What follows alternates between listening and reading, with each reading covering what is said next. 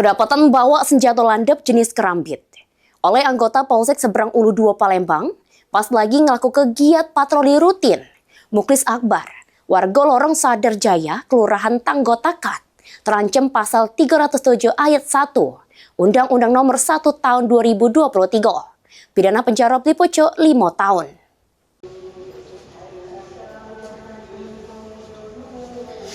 Mukhlis Akbar, warga Lorong Sadar Jaya, Kelurahan Tanggotakat, Kecamatan Seberang Ulu 2 Palembang, cuma pisau pasrah sesudah kedapatan membawa senjata landep jenis karambit.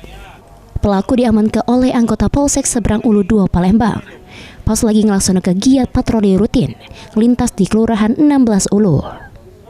Kapolsek Seberang Ulu 2 Palembang, Kompol Dedi Rahmat Hidayat, ngatoke bermula dari anggota yang curiga dengan gerak-gerik pelaku, sehingga langsung dilakukan penggeledahan yang ditemukan sebilah kerambit sama 2 ekor obeng.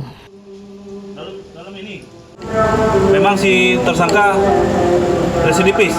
Yang pertama pernah melakukan kasus penganiayaan, yang kedua pencurian di ruko yang ditangani oleh Satreskrim Polrestabes Palembang. Akibat perbuatannya, pelaku terancam pasal 307 ayat 1 Undang-Undang Nomor 1 Tahun 2023 tentang KUHP terkait kepunyaan, penyimpanan, penguasaan atau membawa senjata landep tanpa hak. Heru Wahyudi, PAL TV.